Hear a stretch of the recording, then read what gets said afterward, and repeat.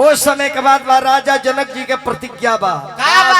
कि जे शिव जी के धनुष के तोड़ दी उनका संगे अपना लड़की की शादी करे। राजा ऐसा प्रण काहे कइले? कौन पागल रहे? राजा जब रहे तो राजा के बेटी के शादी राजा के लड़का से करे के चाहिए। राजा कैसा मैच खेलला के कौन काम रहे? जे तुरियो कैसे बिया करे काजन अनहर तुरीत की लंगर तुरीत कि कोनो तो हवा तुरीत आ कि कोनो शुगर के पेशेंटे तुर दी। राजा प्रण ना कहले, छत्री के क्षत्रियता के धर्म देखौले, दुनिया में प्रचार करले कि नहीं इस सारे दुनिया के लोग हम हिदायत दे रहे हैं कि पिता का फर्ज अपने हाथ में रखिए, हर बेटा पर बेटी पर निगरानी रखिए, हर पिता का अधिकार होगा अपना बेटा बेटी पर निर्णय लेने का। और सीता भी विरोध ना कली कि बाबूजी का है सन कहता नहीं। सीतो जी लड़की के फर्ज निभाली कि ना हम बेटी हैं और बेटी ओकरे गाय के कह जाला, गाय के जौने खूंटा बांध दो वही खूंटा पर गाय रह जाए कि ना। उहे राजा कहले कि ना हमार बेटी विरोध ना करी, हम प्रतिज्ञा करता नहीं जे धनुष के तुर्दी ओकरा संगे बेटी के बियाह करो। और जो अपना मन में प्रण कैले बड़े बेटी सीता प्रण कैले बड़ी कि ना जौन तकदीर में लिखल बा तौन होखबे करी, तो अपना जाति के, अपना धर्म के, अपना समाज के, अपना गांव के इज्जत का लेबे सारा राजा लोग आके विराजमान बा सभा में। विश्वामित्र बाबा राम लक्ष्मण के लेके पहुंचल बानी। लंका पति लंकेश रावण भी आयल बड़े, बाणासुर 1000 बाह लेके बैठल बड़े। मिथिला के सकील बतियावता तू अपन बेसवा कम कर लो, तार बेस से जी लेको मका होता। अरे हला चाला भाई रे नगरिया में राजा जनक दरबार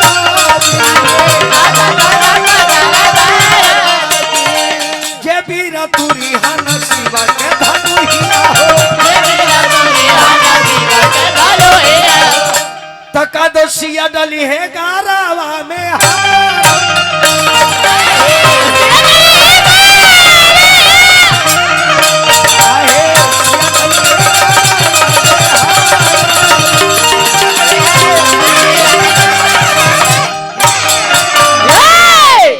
राजा जनक जब ऐसा प्रण कैले बंदी खड़ा होकर कलश की देश विदेश के लोग बूढ़ जवान लड़का से कोई मतलब नहीं है, जो धनुष को तोड़ेगा उसी के साथ जानकी के विवाह कर दिया जाएगा। अतना बात जब रावण सुनलस तो मन में बेचैनी हो गई कि वाह जनक तारा पता नहीं के धनुषा के कर ओ देवता के धनुष जरा के महादेव को हजला जरा के 10 गर्दन काट के चढ़ा दिले आ उस शिव के बेइज्जती करे कति राजा लोग को बोलल बड़ा।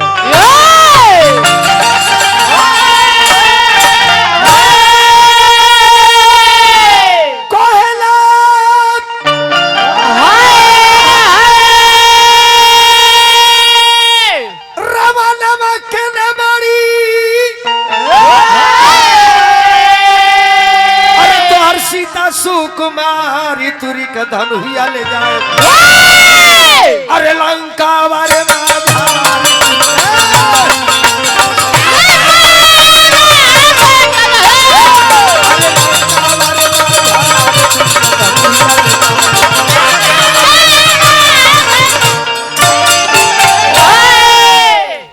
रावण जब तमक के चलस बाबूजी तो कतने राजा लोग के पैंट गील हो गई। राजा लोग कहते भाई घरे लौट के चलो, जे रह के का करबो बूथवे पर ना जाए दी तो वोट के ना देबो। और रावण के आगे हमनी के लही हो। आ रावण जब धनुष के लगे जाता देख ली बाबूजी, रावण एक ऐसा पराक्रमी विद्वान ब्राह्मण रहे, एगो गलत काम मानस में रावण नहीं किया है। रावण कौनो एंगल से राक्षस रहबे ना कोई, लेकिन ओकरा के राक्षस में लोग घोषित काहे कर दियल यार। हुआ चर्चा सुनत हनी, यही चर्चा से ओकरा एलर्जी रहे ये हमारे चर्चा हो के भगवान और सगवान के चर्चा तो समाज बहिष्कार कर दिल। वो बेरा के बात सतजु के द्वापर त्रेता के राम के जे अपमान कैल के समाज बहिष्कार कर दिल।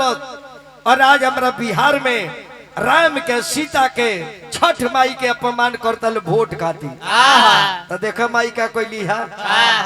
छठ माई ऐसा राहुल के कोसी भर लिया अब उकर आर्घा बाकी बा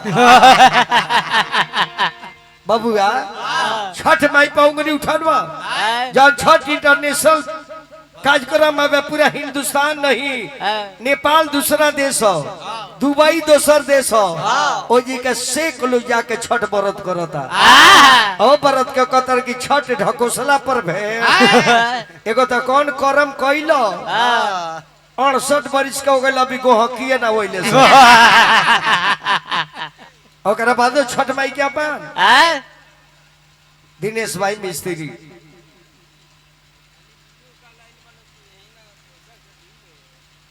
अच्छा कौन बात है सबे अपने भाई जी बारात आइल बा दोनों अपने घर बा आज यहाँ पहुंचल बा अपने घर बा 300 में मेकअप कर लिया देखा ये सीढ़ी बा अरे राउर 1 रुपया 1 करोड़ बा और वह आनंद बानी और आनंद वह रहला जरा पर परमानंद के कृपा होला और पैसा स्वीकार बा 10 लाख बा महाराज अब रावण गैल धनुषा के लगे रावण बाण छुआ नहीं छापा कलश की धनुष को नहीं तोड़ेंगे यदि तोड़ देते हैं तो सीता से शादी करना पड़ेगा कदापि मैं सीता से शादी नहीं करूंगा क्योंकि सीता जगत की जननी जगत के माता आदि शक्ति जगदम्बा है ये लड़की के वजह से हमार मुक्ति मिले वाला बा इस लड़की के अपमान ना करो प्रणाम को के चल जेता सभा से बड़ा सुर प्रणाम को के चल गई अब बताई जरा में शक्ति बाबू प्रणाम को के चल गई जे कैलाश पर्वत के अपने हाथ पर उठा ले लो उ रावण का धनुषा न उठाई का लेकिन जानते है हमारा गुरु जी के धनुषा आई लड़की आद शक्ति है लड़की के अपमान कैल कदापि उचित ना हुई रावण चल दे लोग कह लगी सीता जी का अपहरण कर ले कहा अपहरण सीता जी के रावण कैले रहे रावण जानते है आ सकते हाथ से छू दी तो नष्ट हो जाए सीता जी का अपहरण ना कैले रहे वो तो माया के लीला हो प्रभु का नर लीला हो ना तो सीता कहा चोरी गई रही वो तो जब सीता के चोरी के समय वही मेरा भगवान वही मानस में लिखल बा आ तब वो लोग पढ़ता आ तब वो कहता कि सीता के रावण चोरा लिया जब देखलस कि सीता का अपहरण के समय आ गई बा सीता का अपहरण के तो राम जी कहले कि सीते सुन हुसिए व्रत रुचि सुशीला मैं कछु कर बरनली तो नली तुम पावक मह करहु निमासा अजो लगी करो निशाचर हे जानकी अग्नि में प्रवेश करो अब हम माया रूपी लीला दिखाए नर लीला करो आ जब ले राक्षस के मुआ ना दी तले अग्नि में तू रही वह रावण प्रणाम करके चल गई जाता ना कुली रोले से छुछू न राजा जाना के कोनो शक्ति ना रहे एक के बोले नहीं खेरुका मेरा नंबर है मेरा नंबर है मेरा नंबर है मेरा नंबर है मेरा नंबर है चुप चुरकुट पहले मेरा नंबर है सब चुप रहो सन पहले हमार नंबर बा तू हो राजा हुआ राजा नहीं राजा सब राजा लोग के दादाजी हैं हम हरकेश तिवारी का फोटो ली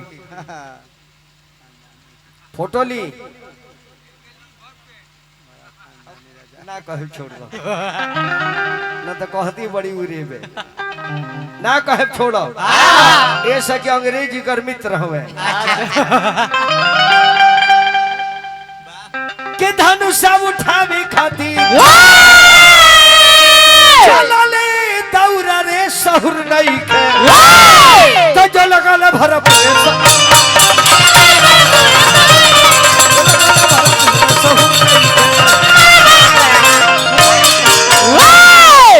10,000 राजा जाके धनसा कजमौले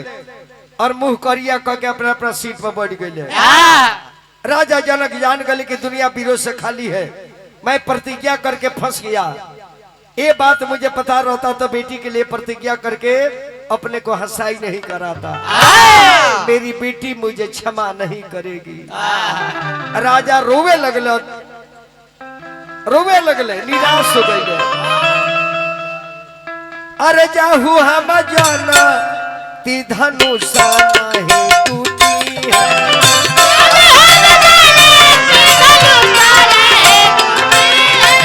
नहीं करती ऐसा न परान है, नहीं करती ऐसा न परान है। देश विदेश के नरेश लोग हार गए,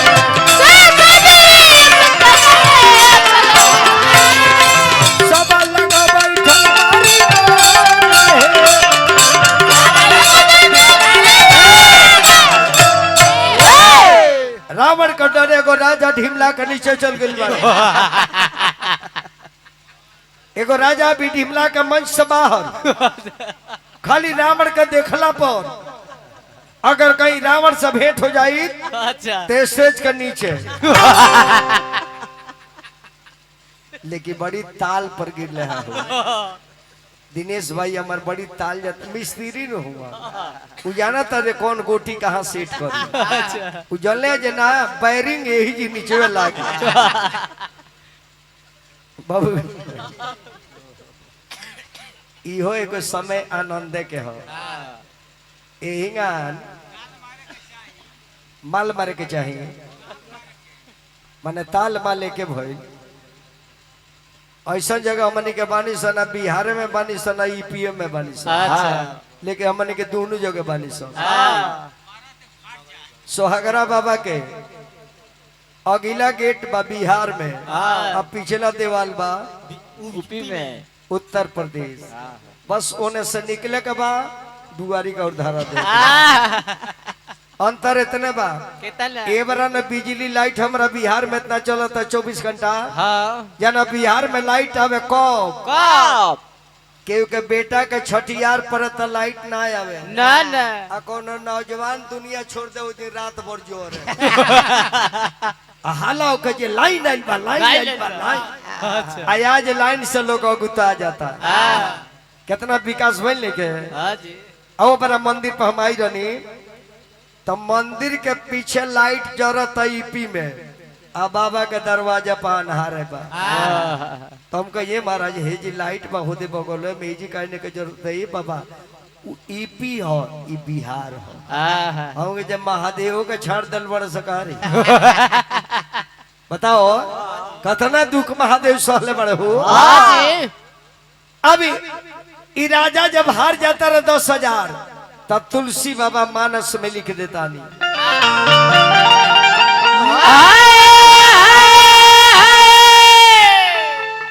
यही दिनेश भाई कोले हनु जे माल मार के ताल पर गिर गई है। यही जान जाए एगो माल मार के फूल चलल बा, दरवाजा बहेन है तो बोकोटो तार है काहे कि ढेर नशा जब हो जाला तो थरिया में हाथ ना जाला, थरिया के बगल में जाला। उठावे के भात उठा जे पाक।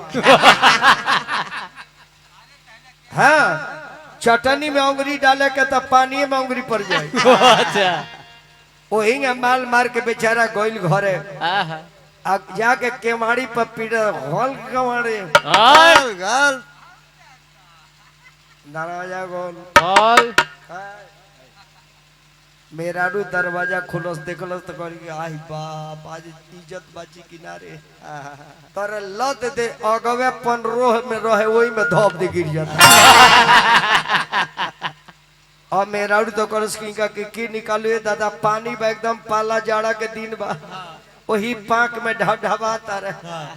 अब पहले से जान जाइयो पीली वही में मर गई बिया, अब फूल के वही में उतराइल बिया, आई जाके पंजा से धरता पीली के कह दे वाह हमार मेहरारू कितना हीरोइन बिया। रोज सूती के साड़ी पहने लिया तो भल भेट के पहन ले बिया। आज जब पीछे जाकर ओकर पूंछ धरता तब कहते जे वाह हमार मेहरारू साचो हीरोइन हो। रोज दूगो छोटी बाने लिया जे एक गो बहले बिया। आज जब रोका दिनेश भाई आज जब ओकरा मुंह कर मुंह ले जाता सटावता तो कहता जे हमरो मेहरारू बहुत हीरोइन हो। आज तने टाइट लिपस्टिक लगा ऐसे जान ली ताल माल अताल एक ताल होला मलो शब्द निमाना लगला ताले पर मालू। अब जान जाए कि जब 10,000 राजा हार जाता तुलसी बाबा लिखता नहीं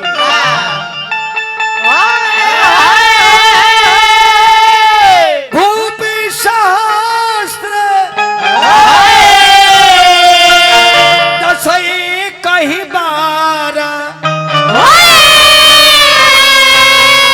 लगे उठा मन डरे नहीं डरा। तब विश्वामित्र इस तरह कनिक हे राम हे राघवेंद्र हे अयोध्यापति नरेश के सुपुत्र हे मर्यादा पुरुषोत्तम हे नारायण शिव के धनुष तुर के जानकी के मनोकामना के पूरा करो। भगवान राम कनिक जो आज्ञा गुरुदेव जा राम जा। हो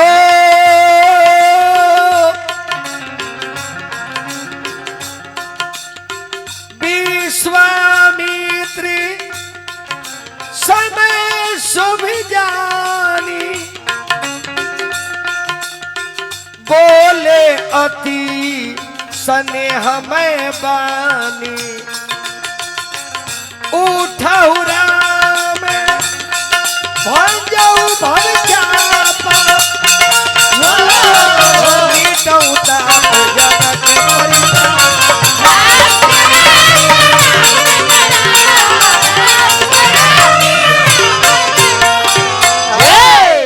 दिनेश भाई भगवान राम गणी धनुषा के लगे धरती माता के नमन कैनी काहे कि धरती माता के बेटी सीता है। भगवान कनी के हे माँ तू धनुषा के पकड़ ले बाड़ू हर मातारी के चलो कि हमरा बेटी लायक दुल्हा मिले। अगर जानकी लायक बानी तो राम के मदद करो धनुषा के छोड़ दो। महादेव से निवेदन करते महादेव जाना धनुष भाई को ब्राह्मण हार गए बड़े और क्षत्रिय जी जीतियो जाता रहे तब क्षत्रिय के कोनो जीतल बढ़िया लोग नहीं है कोई।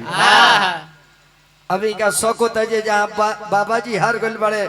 ओ जी छत्री जी जाता तो ब्राह्मण के अपमान करना क्षत्रियों का धर्म नहीं है। लेकिन कारण का रहे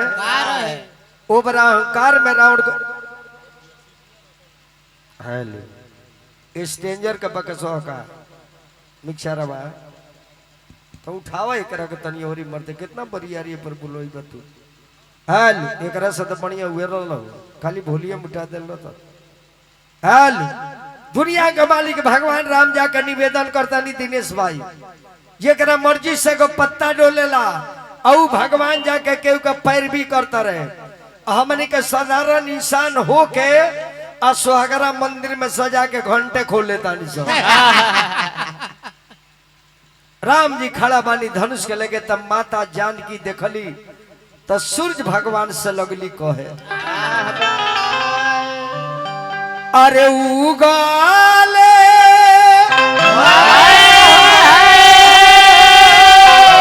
अरे सूरज बाबा हो कही बाहर दिनेश भाई हो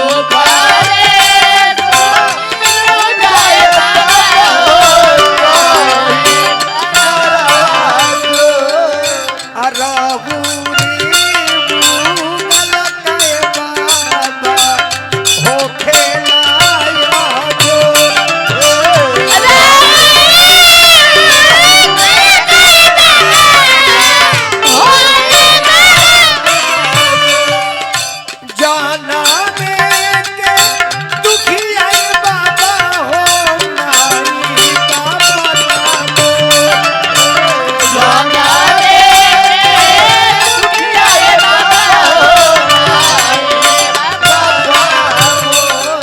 अरे धरती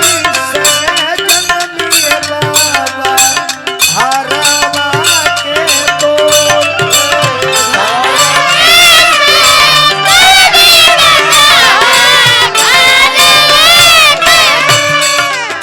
लाटा दिखा रही बाबा हो मैना गिरे लोर लाटा दिखा रही बाबा हो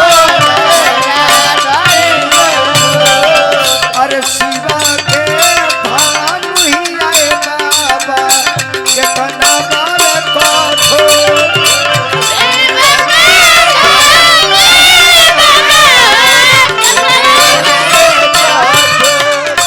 ऐसा बनवा अरे बीते बाबा हो कन्हैया बीते तो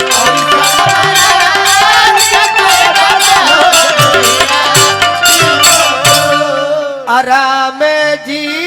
के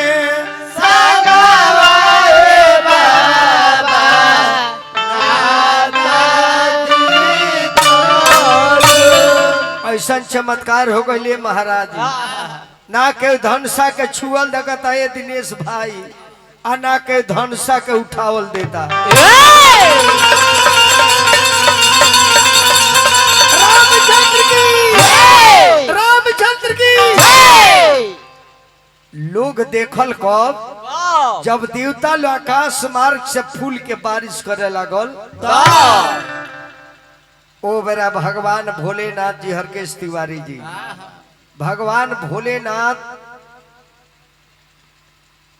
5 गो मुंह से और 15 गो आंख से राम जी के दर्शन करतानी माता पार्वती कली की स्वामीनाथ एगो अधिक नाथ आंख पर गई भस्मासुर पर तो जर का राख हो गई और वो एगो अबोध बच्चा पर 15 गो भेपर लाइट मरले बानी वो बालक के कौन दशा हुई पार्वती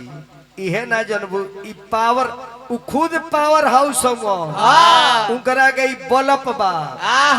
और महिषासुर महिषासुर जितना रहले सन ई भस्मासुर उ अहंकार के सुर रहले सन देवता के दुश्मन ए सकन के जरावल जरूरी रहे लोग जानल को अरे गगनमा से फूल बरसे कि धन से फूले जब कुशिना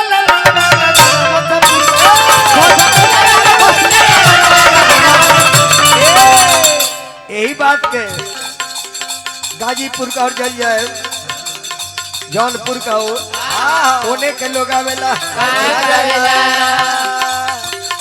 धन से फूले मोर बाबू धन से फूले रे मैं भाईवा धन से फूले जब कुशी लाला लाला हो गया बस फूल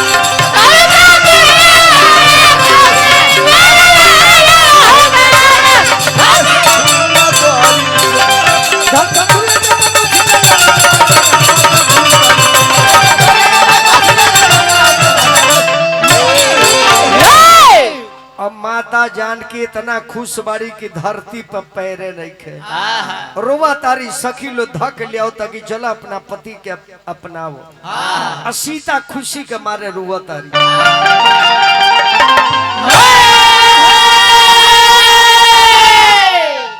और ही के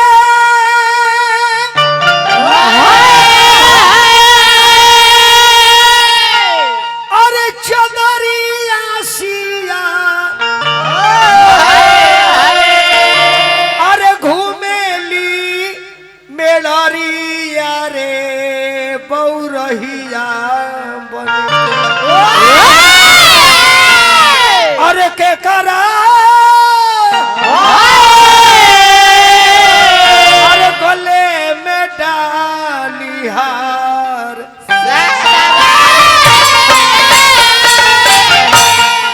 सकील कहता कि जानकी पगला गई बड़ू का 10,000 राजा हार गईले ताहर पति सौरे बड़े लेकिन पहिरावसिया अरे पहिरावसिया जी अपना पहिरावसिया जी अपना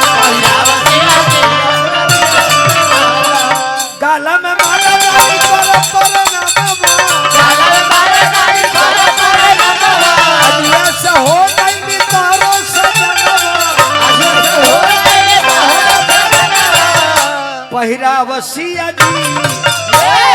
आय अपना पिया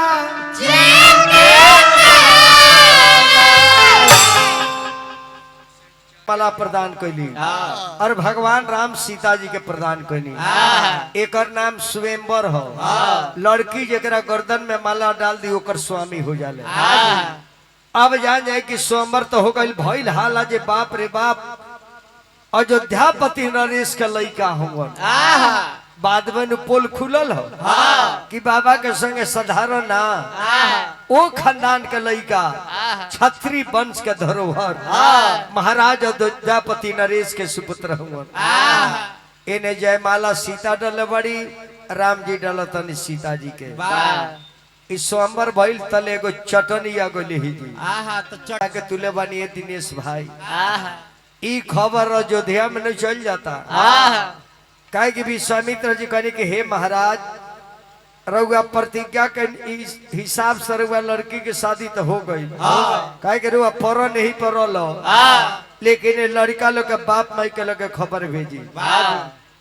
कि इनका खानदान के रीति रिवाज का बा ओ रिवाज से शादी होई ना तो दुनिया में फिर कोनो छत्री कोनो ब्राह्मण पर विश्वास ना करी। लोग कहे बाबा ले गए अपन जो कराओ खातिर बक्सर आमा लड़का का बक्सर से ले चल गए जनकपुर में का जाने कौशल खानदान में बियाह करा दे बदनामी हम ए सर चिट्ठी लिखी महाराज जनक जी के नाम से। अरे लिखी पातिया राजा जनक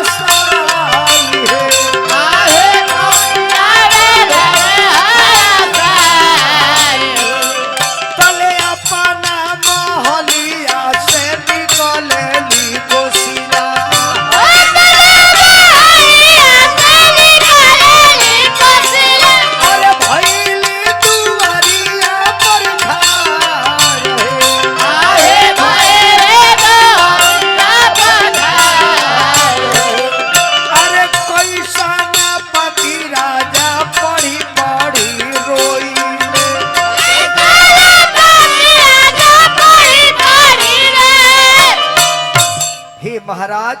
रउआ आँख से आंसू गिरता कल की रानी खुशी के आंसू हो।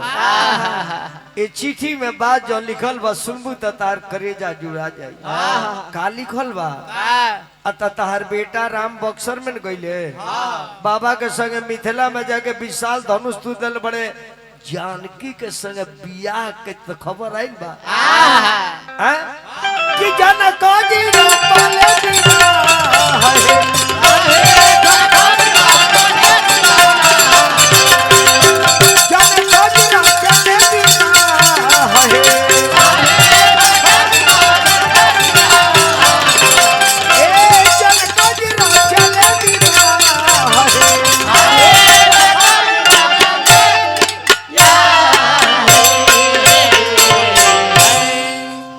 आज शुद्ध विवाह हुई शर्मा जी।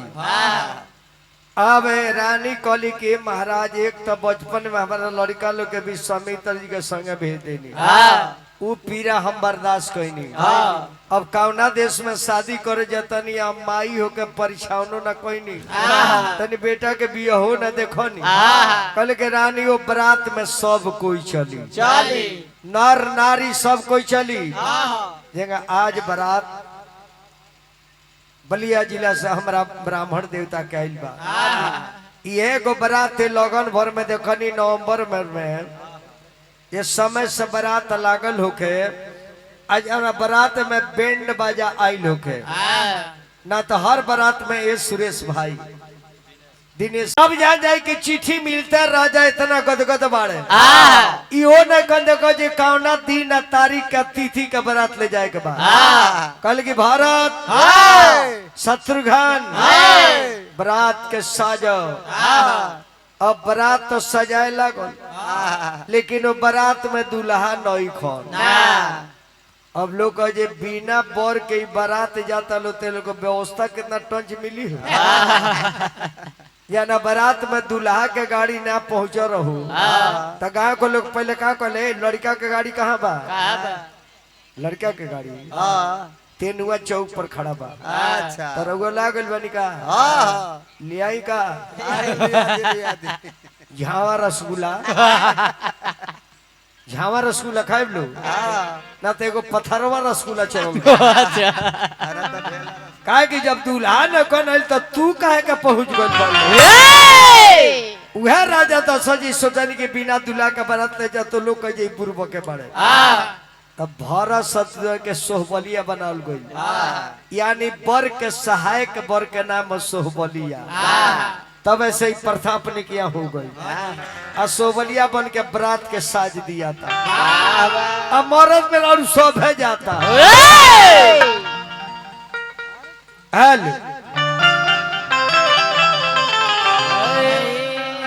साज के बरातिया राजा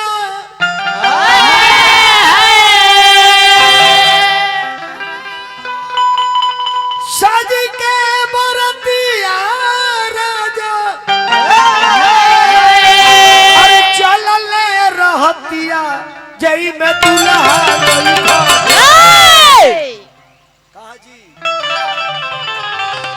अरे जई में दूल्हा नहीं बिना दूल्हा के चलल बरियतिया जई में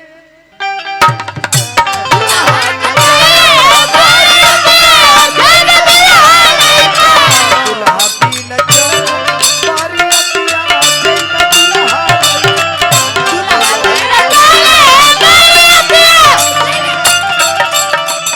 लाइना में लागल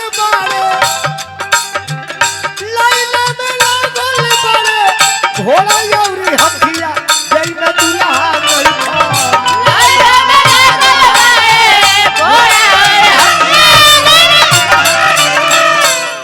बिना दूल्हा के सजल बरियतिया जई में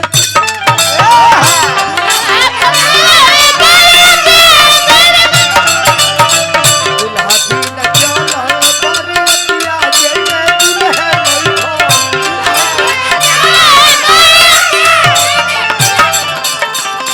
रानी कौशल्या रानी सुनैना रानी के कही ये तीनों जाना वालो गुरु बसी जी का रथ सजा रहल वालो गुरु जी के संगे बारी तीनों या बरतिया जई में दूल्हा नहीं खो गुरु जी के संगे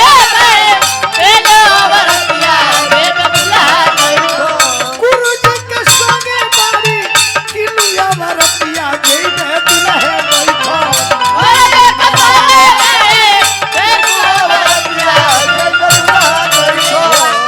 बाबू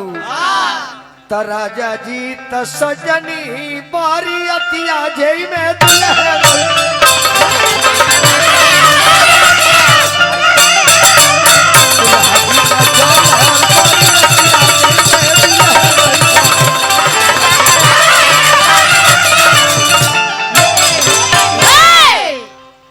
अब तिथि से 27 दिन पहले बारात जनकपुर में चल जाता और तनमेन के बाबू बढ़ाओ तनर वॉल्यूम उठाओ कर हेल हेल हेल हेल बस इतने पर रखो ऐसे कम मत बाबू करो बिना लगन के बारात चल जाता 27 दिन बिफोर सज के बरतिया जनक नगर में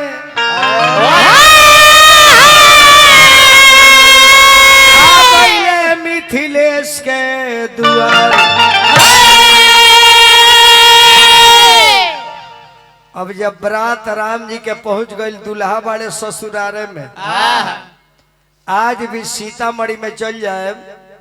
सीतामढ़ी मधुबनी जिला शिवहर जिला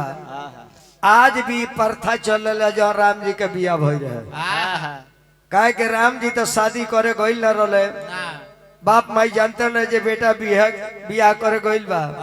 अब बेटा का बरियारी लोग जयमाला करा के बियाह करा देता। वैसे हरकेश तिवारी जी आजो जो ने ओ जिला में होला, सीतामढ़ी में जाए सीता जी के नगर में, तब बारात में कोनो लड़का नहीं मन गए लोग तो उठा के बियाह कर ली है। ऐसे लड़का कमे वो जी जाला सजरुआठ लोग जियादे जाला। काहे कि हमारा पड़ीदारी में खुद एको हमार भाई है और उठा के ले जाके बियाह कर देले। बड़ भाई गए पता लगा तो उनका के छान के रूम में बंद करके अब बरियारी करे से गुरहत हो। ऐने लोग खो जाता गाँव भर, 7 महीना के बाद से दुल्हन लेके हुआ आ जाता रहे। ये भाई जिला में लेकिन दामाद को बड़ी मान जान होला। अब जब जनकपुर में राजा दशरथ जी बारात लेके गई नहीं, अब लोग सियाल पे की दादा ही पीना लगन के सहनाई कहा बाजे लागल, लगन हो न गई के बारात लेके आ गई। ये बात का हमारा घर के औरत समाज गावेली। अरे कावना नगरिया से अरे आइली बारतिया सब रंग पियरे पियरे, कावना नगरिया से आइली बारतिया सब रंग पियरे पियरे, ए कावना नगरिया भइली सो सब रंग पियरे हो पियरे।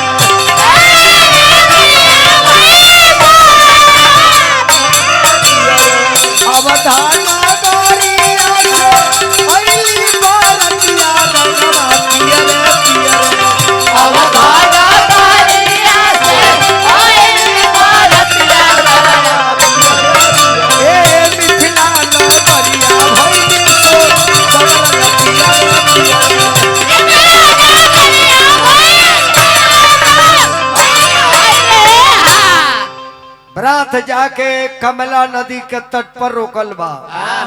महाराज जनक जी के दूत गले कि आप सब चलिए, स्वागत में मेरे महाराज दरवाजे पे खड़े हैं। बरात ने से राजा दशरथ जी द्वार पर जब लेके गई नहीं, जंगाई बरात दुबे जी के दरवाजा पर गई हो, वही का साज के राजा लेके गई ले।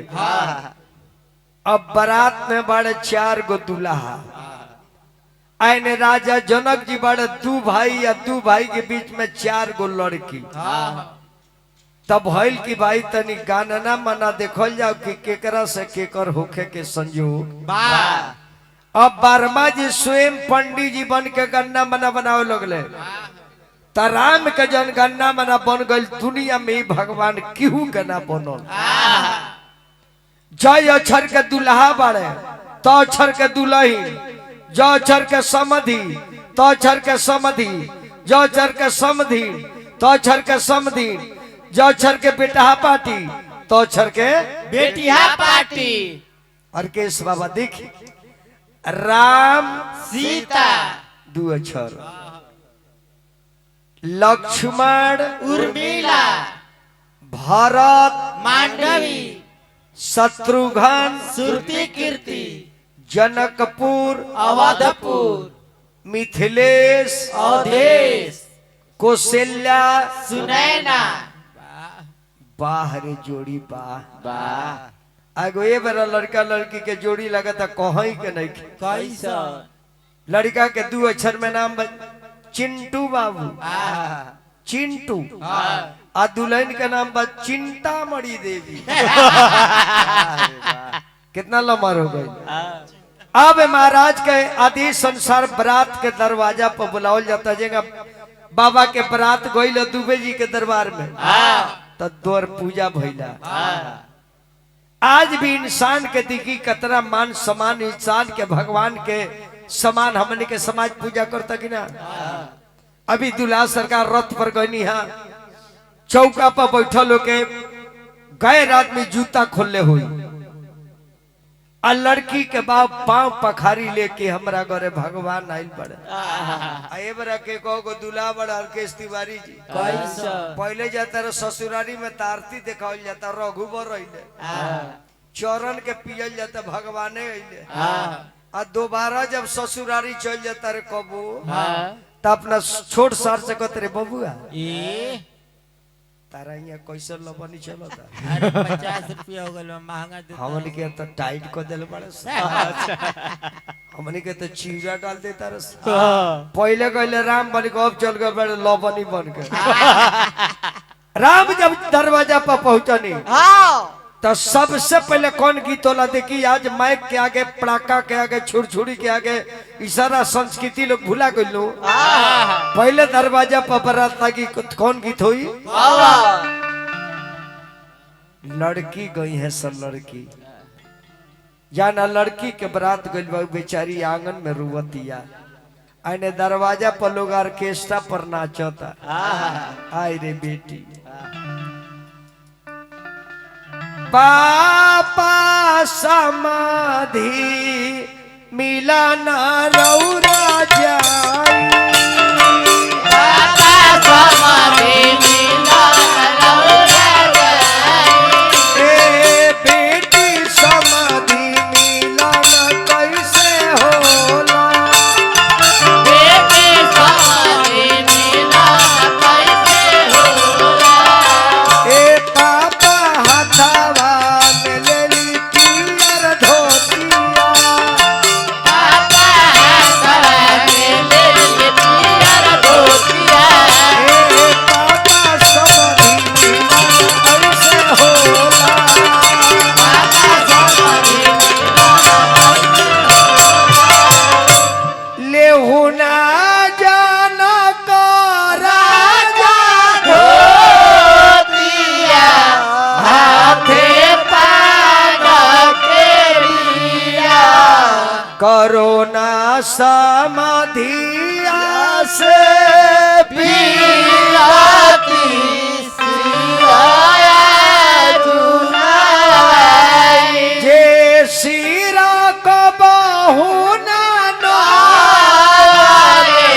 से हो बेटी नाई बेटी हो सिया जानकी बेटी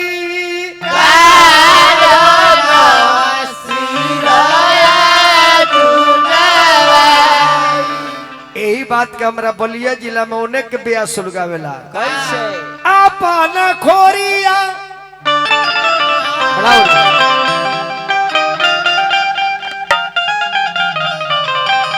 अपन खोरिया बहारिए जगत राजा अपन खोरिया बहारिए जगत आ गइला दुल्हा दामाद आ गइले आ गइला दुल्हा दामाद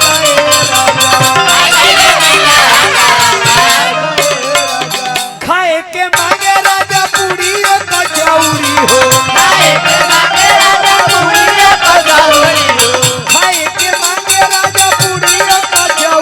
हो लड़े के मांगे मैदा लड़े के मांगे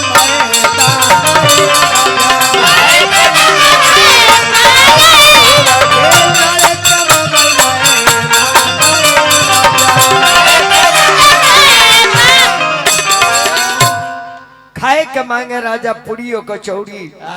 आ लड़न के मांगई मैदान है राजा फील्ड मांगा तारा फील्ड अब बारात दरवाजा पर लागल दौर पूजा होके और दौर पूजा कैला के बाद बारात चल जाला जनमासा में धूर्छक के पानी लड़की के घर से आवेला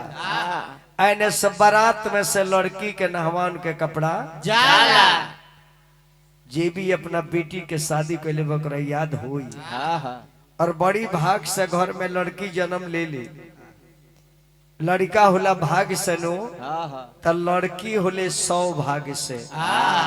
और जेकरा लड़की नहीं के नु उ कोनो गत के आदमी नहीं खे बे लड़की के आदमी होइए नहीं ख एगो कन्यादान तू नहीं ख दे त दुनिया में तरले से कोनो फायदा नहीं के आइला खइला दांत चियर के गइला हाँ बाप पुरखे न खैले पान जीवन में ना देहले कन्यादान मुँह चियार के गोइल परा झूठ ना कनी। अब जाए लड़की के नहवान के कपड़ा आंगन में होता, लड़की बेचारी आंगन में स्नान करतिया, एगो गीत औरत गावली सकरीजा दल के लगल भाई। अरे जल्दी से नहाला हो बेटी जल्दी छोड़ा हो घटिया। अरे दुआरा पर अइले हो बेटी तोहारी हो बारातिया। अरे नइखे उठते लोटावा हो बाबा नहीं के उठत साबुनिया। अरे कैसे के न हई है होयामा तोहारी हो बाबुनिया। अरे माई बड़े बड़े बुना पर तू है रे मयूर। अरे भाई बड़े बड़े बुढ़ावा करो तू है रे मयूर। अरे माई की कर बबुआ भी जाऊ है रे। बबुआ बबुआ बबुआ का नाम नोला बबनियो कहला। इन जनक जी की हा अरे माई के कर धिया भी जाऊ है रे मयूर। अरे भाई बड़े बड़े बुना पर तू है रे मयूर।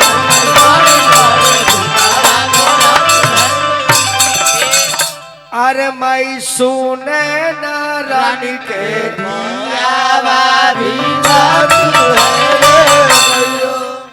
लड़की के राई जवान ऐछ के चौका पर बैठा के नोह कटाला नोह रंगाला। लड़की के माई बैठेली इमली घोटे खाती। लड़का के मामा जी आइले 5 गो आम के पतई लेके 5 आम के डंटी अपना भगनी के मुंह में कटा दिले और भगनी अपना मम्मी के हाथ पर थूक देले आ मामा पानी के संगे बहन के पिया देले। वाह रे माई वाह, बेटा बेटी के थूकल माई पी जातिया। आ वो माई से बरा के वीआईपी बेटा अलगा हो जाता रे, अलगा रहो। ते हमरा मेहरारू के बहुत गजन कैले बड़ी। ते जब जाना तारे कि राजा के घर के हो वो बेड डरला पर खड़े ना होले आते पे मतलब के बोरा बिछा देता रे। मौगी डरला पर रही अमाई बोरा पर रही आ भागा कहीं के तारा रहले आ डेंगो मच्छर के रहले बराबर है। अब जब ये इमली गोटाउन हो जाला तब भसुर जी के बुलावल जाला। आंगना में भसुर आवेले हरकेश तिवारी जी और भसुर जब अंगना में प्रवेश करे ले गहना लेके तो लड़की के बाप के मुंह खुल जाला, लोरे न रुकेला। माड़ो के भांस धके रुए लगले। चाचा भाग के द्वार पर उतर है, अब भाई एक बगल बैठ के कुर्सी पर उता। अब भसुर जी मुंह चियारत आंगना में पहुंचल और लड़की के हजामिन मंडप में ले जाकर बैठावती है। लड़की रोवतिया अरे जबारे साजाना हो लोगावा आइले हो या अंगनावा।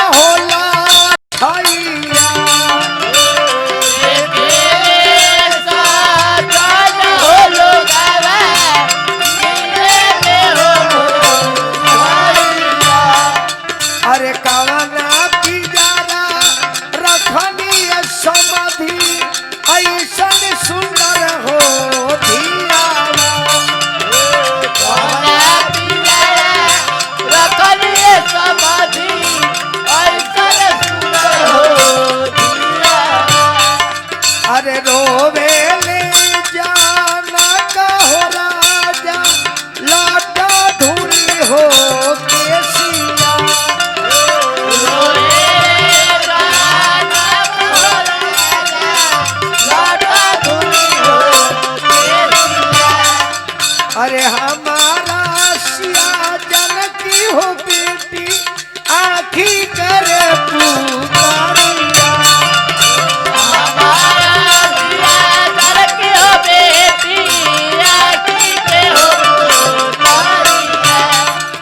दीनावा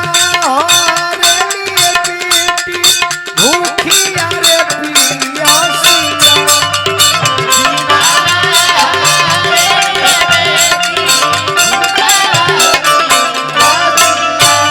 अरतिया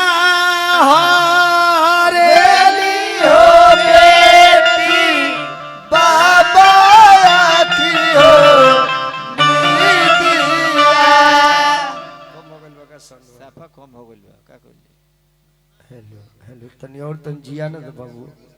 अंत वाला तो सब वाला तो जिया हो सब बाजे तनु बैठ जाता सब एक हई गो ना सब बैठ जाता नइखे न पावर मिले तो करा हां चलिए बिजली पर का बोलो चलिए हाल देखो हेलो बंद होता तो बुआ जी बाजता एंगे थोड़ी बजी हेलो तू देखो भोला हेलो हेलो हेलो हेल हेल जब हसुर जी गुरतनी करके चलिए समियाना में आहा तो दुल्हा के आंगन में बुलाओ जला आरती उतारल जला आहा मंडप के परिक्रमा करावल जला और परिक्रमा करके हमने किया के नियम है कि ओखर के मुसर के लोढ़ा के कहल जले जे दुल्हा प्रणाम करी ये हमने के खानदान के पूर्वज के देवता हलु तजिन बुर्बक बड़े ओखर के मुसर के लंगे दंड घींचे आज अनुसियार दुलाबा कहले कि रउआ खानदान को ये हमरा खानदान के नहीं खे हमरे गांव में एगो राजा भाई रहले उनकरा गांव ऐठी के माला पहिरा देली सब आ समियाना में जब जाते रहे तो हमरे कहते रहे ब्यास एक नंबर रुद्राक्ष के माला मिलल अगर रुद्रा अच्छा तो हाँ स्फटिक ह बाप रे बाप ई हमरा एगो दहेज निमन मिलल बा अच्छा हमको ई तरह स्फटिक के माला मिलल आ जब ओकरा के दावत तनी त पूछी जे जब में से निकलता अच्छा ओकर लात पहुंचाऊ राजा भाई तो ऐठी ह तो ऐसा सीधावा हम पुलिस में बाड़े कहते रे भइयो ते बीमारी पकड़ ले ले तो ऐठा वाला खाहू रह गरो तो एक बार के काम ई तो ऐठा के मेहरारू ऐठी है अच्छा बुझाता कि ना अबे उहे दुल्हा आंगन में आइल बानी और लड़की के बाप अपना जंघा पर बैठोले माई रोतिया बाप रोतरे लड़की रोतिया और कन्यादान प्रारंभ हो जाता लड़की कहती है कि पिताजी आज समझ गनी कि दुनिया में लोग लड़की कहे के पैदा करेला यही दिन खातिर हुआ हमरा के पोसले रहनी रजे के मत हो दे रजे के मोह दे करते के भी हाल लड़की रोके कहतिया काहे लागिए पापा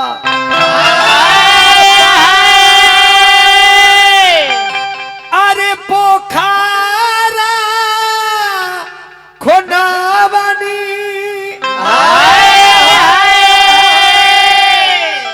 अरे काहे के बनवले बानी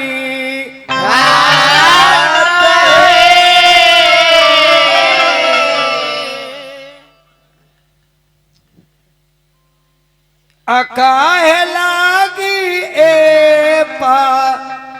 पाधियावा जाना मावानी काहे के खोजानी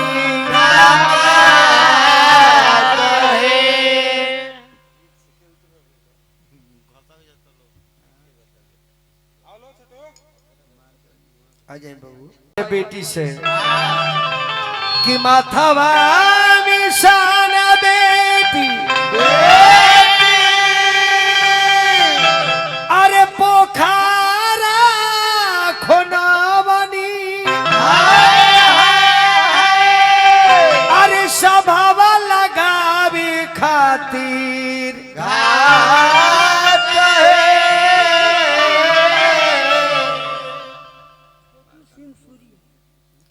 छोटू सिंह बाबू पुरिया पुरस्कार दल में 100 रुपया छोटू बाबू के हार्दिक अभिनंदन बा कि माथावा निशान बेटी अरे पोखरा खोनावनी अरे सबा लगावे खातिर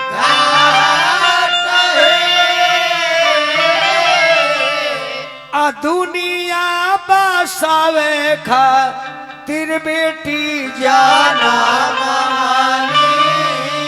पौआ पाघारे के दामाद है। तब लड़के कल के बाबूजी समझ गनी दुनिया का बा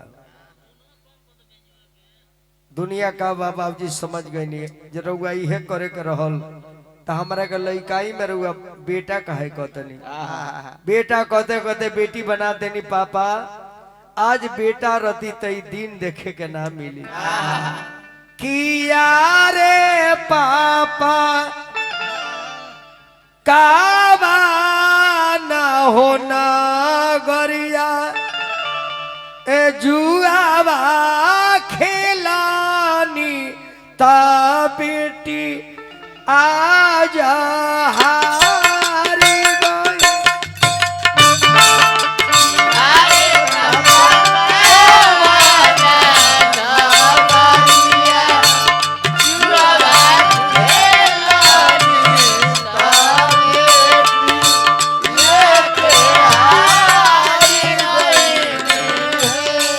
ता आहो बेटी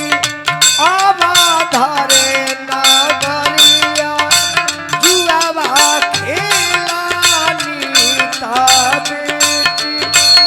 आजा हारी गई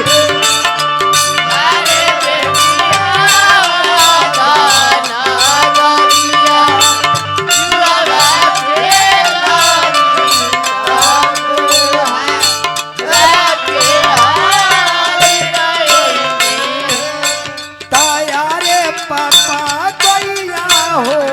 पछरुआ कहे ना हारी गईनी हम अरे के हारी गईनी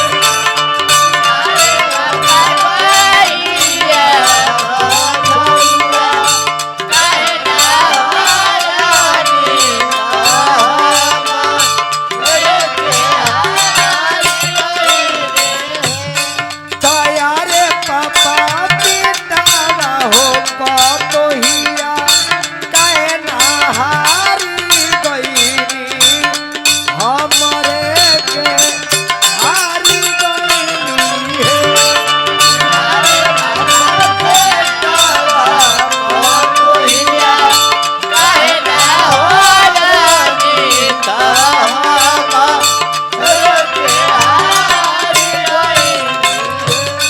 ताया हो बेटी पितावो रे पतोहिया घर के लक्ष्मी ता तू बेटी पराया रहलू हे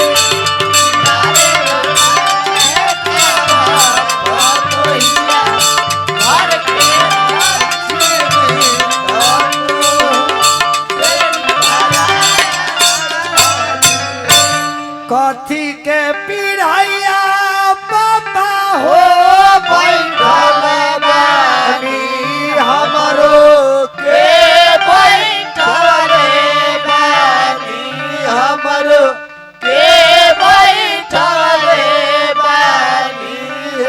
कथी के करे जवा पापा हो कोइले बानी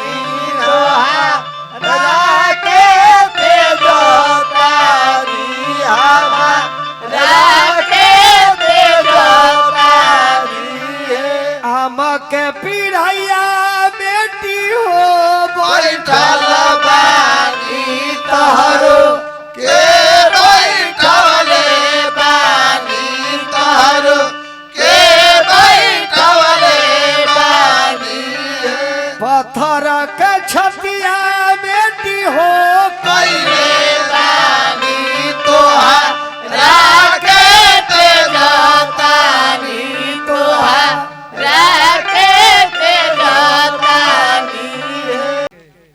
पिता श्री महाराज जी के स्वरूप महाराज दशरथ जी के स्वरूप बन के आयल बानी और ये मिथिला में राउरा चरण के बार बार अभिनंदन स्वागत बा बबुआ रे कथी के पीढ़ैया पापा हो बैठल बानी हमारो के बैठले बानी हमरो के बैठले बानी कथी के करे जवा पापा जी कैले बानी हमारा के तेरा बानी हमारा के तेरा बानी आम के पीढ़ैया बेटी हो बैठल बानी तारो के बैठले बानी तारो के बैठले बानी पत्थर के छतिया बेटी हो कैले बानी तोहरा के तेरा बानी तोहरा के तेरा बानी कन्यादान करके जब माता पिता निकले ले आंगन से तो लड़की के भाई आंगन में जाले लावा मेरा वे धार फुरे तो औरत लो जी कहेला दुल्हन के भाई से कि लौआ लक्ष्मी निधि नाम रहे सीता जी के भाई के अरे लौआ मिलावा ना लक्ष्मी निधि भैया बहिना दोहाई अरे अंगूठा धरी ना रामचंद्र दुल्हा सुभावा लड़की के पैर पर गिर के शादी कइल जाला अजाना लड़की के पैर पर गिर के रुआ बियाह करत हनी और लड़की के पैर से लोग मारता वो आदमी बढ़ के राखस भोकस बाड़े अर्धांगनी का हो तारा आधा अंग के मालिक हो ऐसे तरह के आंगन में कबूल कराल बगी जहाँ रहे के बाद तहाँ रखे के बाद जौन खाए के बाद तौन खियाए के बाद जहाँ जाए के बाद तहाँ लेके जाए के बाद ऐसा राम जी सीता जी के वन में लेके गईले ना तो सीता के वन में लेके लेके का जरूरत रहे लेकिन लावा में रहला के बाद तब दुल्हा के सिन्होरा दियाला तब सिन्होरा दियाला हाथ में सिन्होरा वाली हले सखी बाड़ी खाड़ है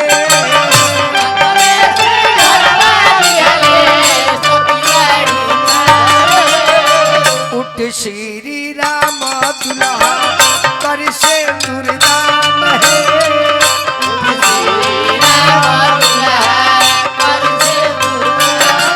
उठना लखना दुल्हा कर से दुर्दान है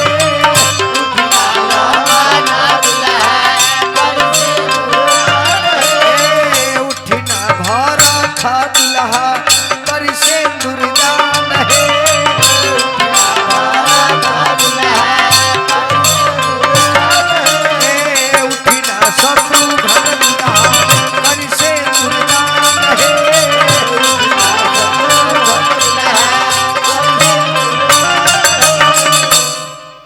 और है चारों भाई चारों लड़की के सिंदूर दान करके कोहबर में गईनी सबे कोहबर में अपन तनी हंसी मजाक कुली होबे करला मेहरारू के तगड़ से एगो शेर बोली ना एगो मुक्तक बोली ना ओही में कोनो मजकिया मेहरारू तो कही कि हम बोली दुल्हा बोली पान खाओ मिसी लगाओ जिल पे लगाना छोड़ दो हर किसी से दिल लगाना ये लड़कपन छोड़ दो तो दुल्हो फेर में पड़ल बड़े काहे के ऊ तो गाँव का अधिक ही पान खाई है मिसी लगाई अब दूल्हा कहतर ये सुनिए मैं आप पर मरता हूँ लेकिन टाइम नहीं है वो कहते बबुआ नजर से नजर मिलाओ वो मिलाओ तेरे कोहबरो एगो चीज हो पहले कोहबर में चिवटी काटत रही सब अब चिवटी नहीं से काटे अब का होता है एगो सुई ले ले जाता रही सो आ पीछे से धो के गाथे देता अब वो मजा के पीछे में फेंक दलवा को जाता बबुआ कस के चीटी कटलो सा रोतो बारे हंसतो रे भीतर गरिया तो बारे काहे के ओने पीछे एकदम प्रेम फेंक रहल एबरा के मजाक बा गइरेला हमरा भोला जी बड़ा कुली गजन कने समझान तनी का करी सर का कली स तू पता लगल हो ई कर दे गजन इतना कोबर में कइले बड़ी स खट्टा तो ही ऐसन खियोली स 3 दिन ले खोखले है रामचार बाई के कोबर जब भई आ ओही कोबर में प्रश्न उत्तर होता काहे कि कोबर के दुआरी सारी लोग घेरेला सरहज लोग घेरेला कहले कि दुलाए को प्रश्न के उत्तर दी आ तब अंदर चली भगवान कहली कि पूछी सबे तो देखी मिथिला के नारी लोग का प्रश्न करता सुनिले कि रौरा की अन मोरो दो के लइका होला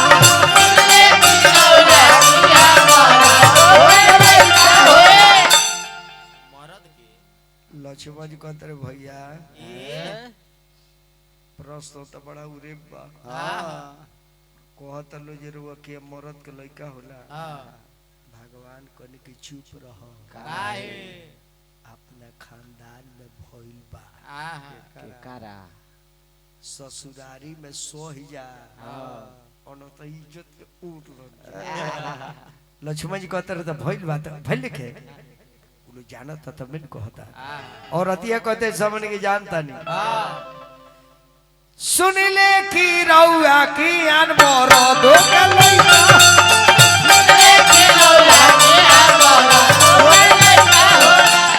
तब काहे कोरेलो तब काहे करो कि खानदान के लोग बियाह करेला जब मर्दे के देश से लइका हो जाला तो काहे ना बाबूजी रुआ चौचा के देश से जन्मा ले आतना बात जब सखी लोग कहता तो लक्ष्मण कहता रे सुनी सबे हम आऊ जाना था नहीं रुआ लोग के जाना था नहीं रुआ लोग भी समझ जाना था नहीं हेलो अरे उसारा खासर ज्योति बेटी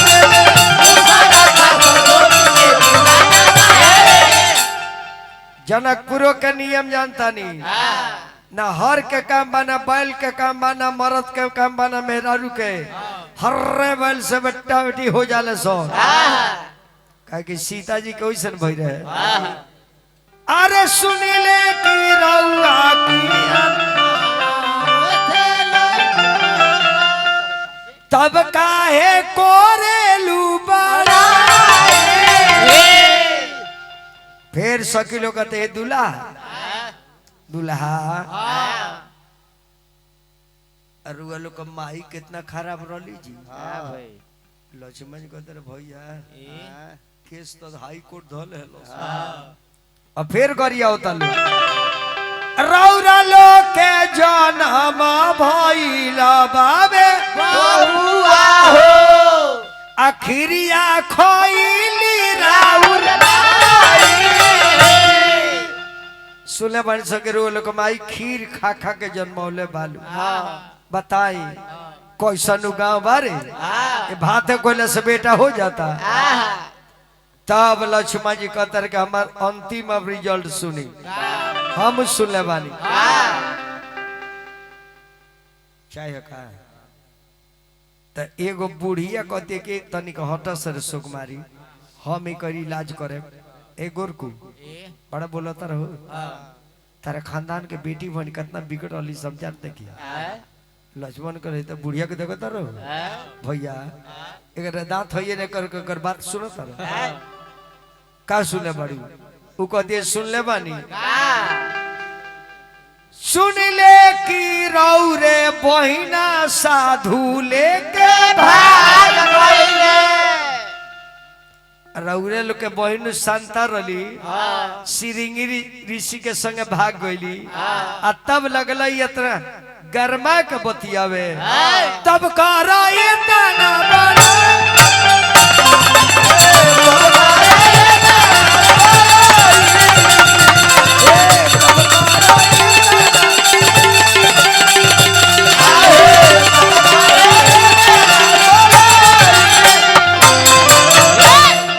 कोबर में से निकलनी दरवाजा पर गाड़ी खड़ा बा और चारों दुल्हन लेके अयोध्या के तरफ सिया जी चलेली ससुरारिया दुलिया लो चौकती